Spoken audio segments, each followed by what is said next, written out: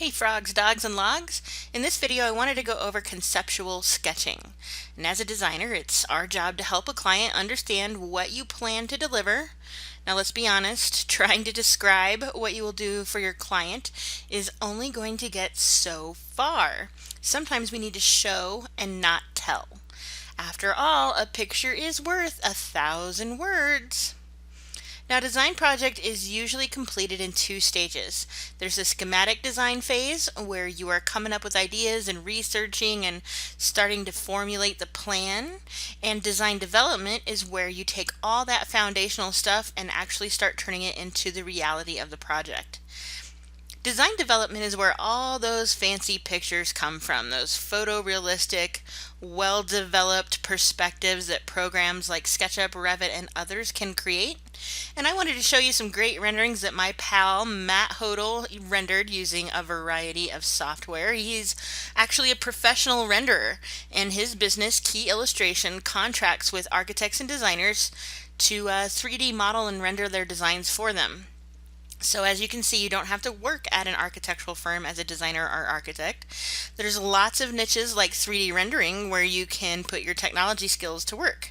What I like about what Matt does is he calls the shots. He works on projects he wants to work on, and he has a lot of fun working with lots of different people and lots of different projects. Now, when we look at the schematic design phase, we don't have time to create these kind of drawings. We also don't know what the final product is going to be. And at the beginning stages, we are playing with ideas and trying to make what we imagine come out on paper.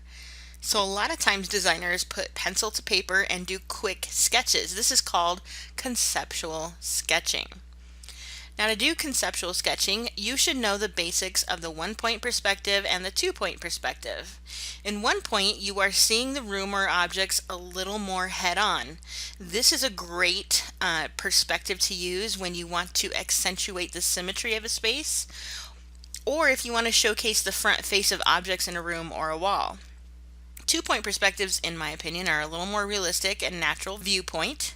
You see more of the sides of the objects in space, and it's a great option for when you want to show an entire room. When it comes to sketching a one-point or a two-point perspective, I tend to draw in a series of steps. And the first step is to just get the walls in. With a two-point perspective, you're usually focused on a corner of a room, so it's a single vertical line. And then think of a capital letter I, with the top and bottom of the I turned upwards on top and downwards on the bottom. With one point, you are usually focused on a wall. So draw a box and then draw the arms coming out of the corners at a diagonal. I do try to envision where those vanishing points and horizon lines are, but I don't have time to get it absolutely perfect. The more you practice, the more natural sketching the perspectives will be to draw. So once the walls are in, I place where the furniture is located on the floor. I use all the same rules. I think of the vanishing points and place the basic shape just on the floor. Then what you do is you draw the line straight up.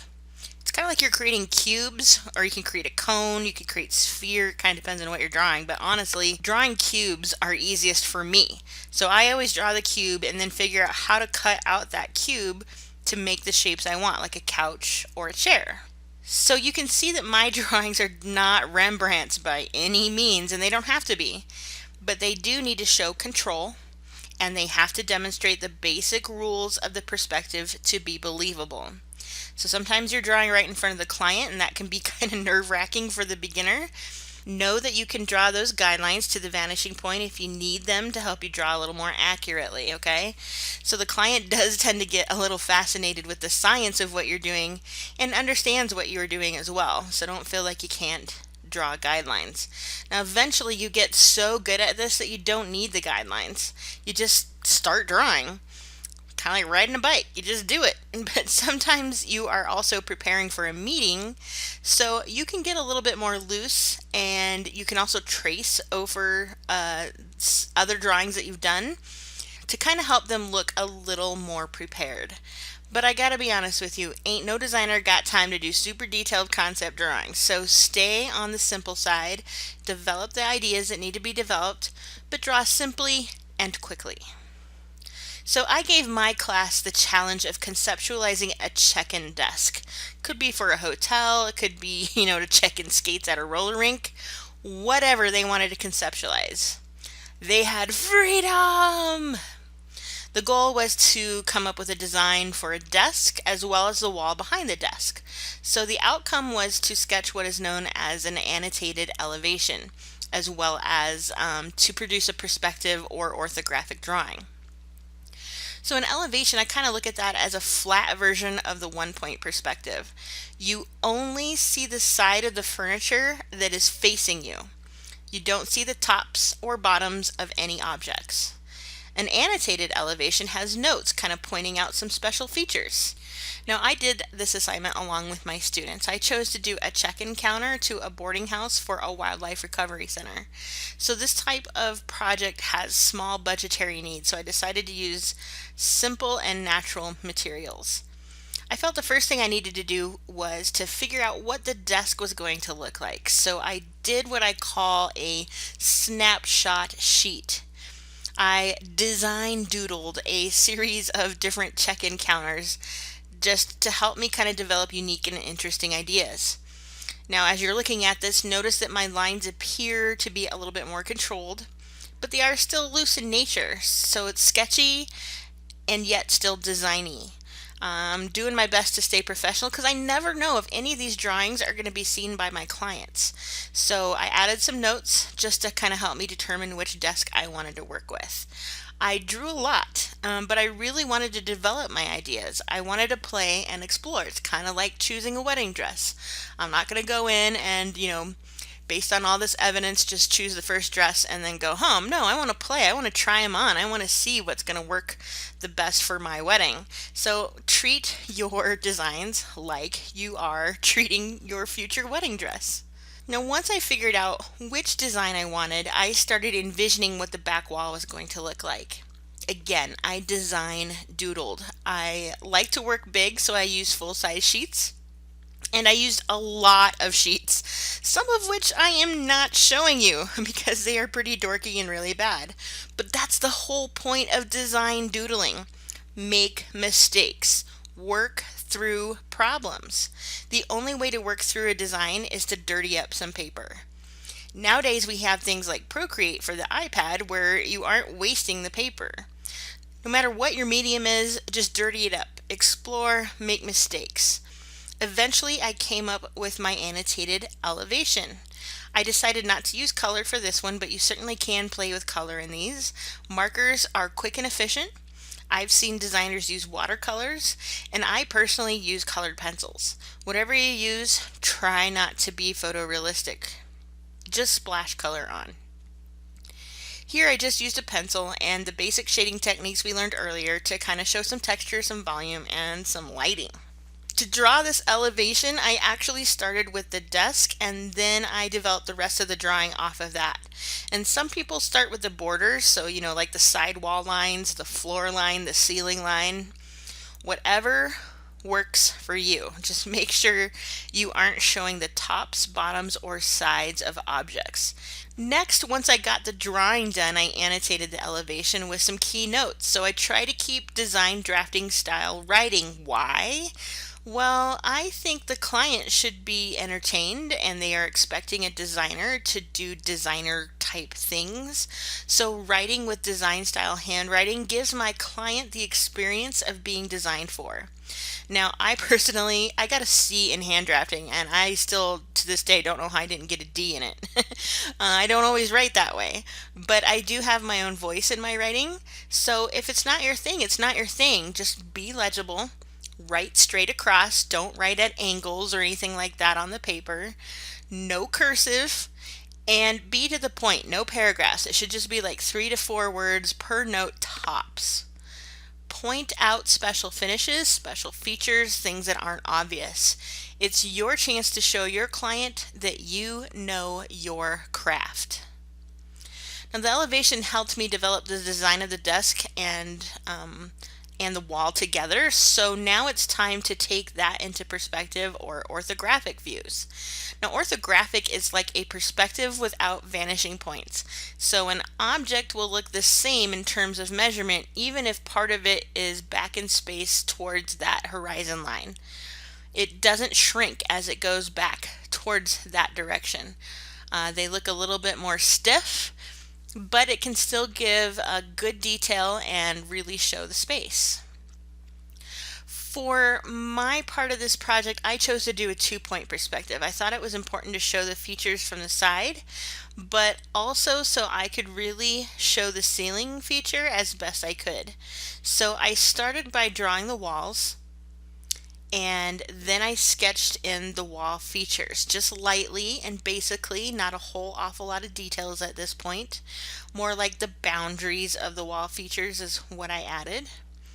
Once that was in, I placed my desk first on the floor.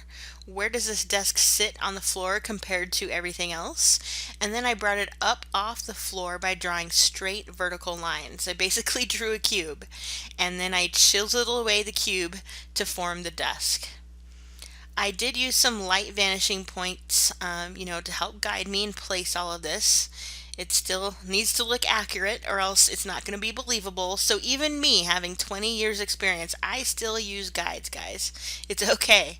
I use them loosely. I try to also draw them in lightly, but I'm staying in the basic parameters of 1-point and 2-point drawings, but I'm also not going super formal with it. So when I first draw, I am adding basic shapes. And then I start developing more and more details on top of the basic shapes. I use a light touch of the pencil, and as I start to see shapes and lines that I want to make permanent, that's when I bolden them. Eventually you get something very workable, maybe a little messy in places, it's okay. The goal is to create something that you can then trace to get a more completed looking perspective.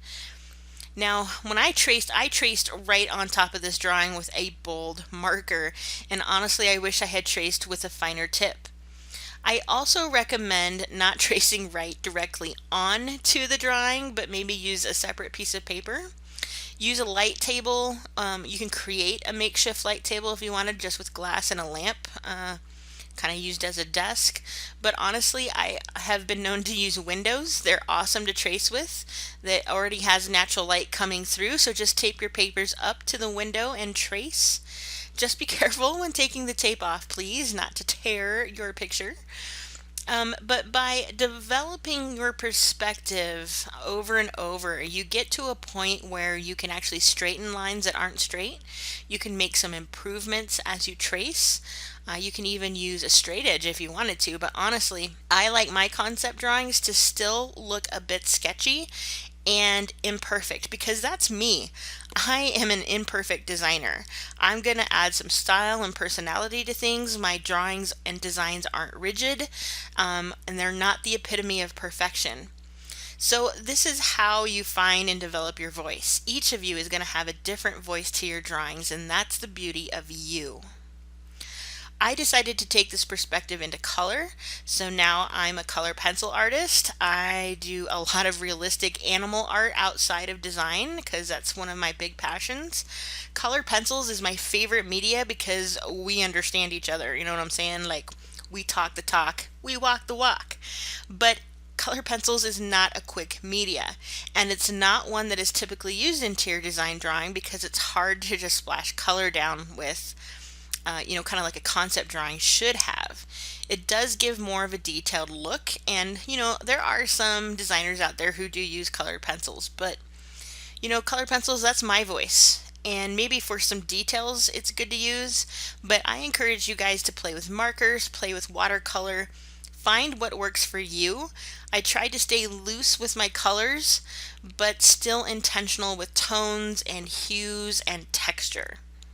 I did add a little shadow and a little light to some surfaces, and honestly, this drawing probably looks a little bit more polished than what I would recommend for you guys to do. It truly is okay to splash some colors on your sketches. Just give an illusion without going full rendering. highlight the key areas that you want to show. Like I really wanted the natural woods and the stones to come through on my drawing more than anything else.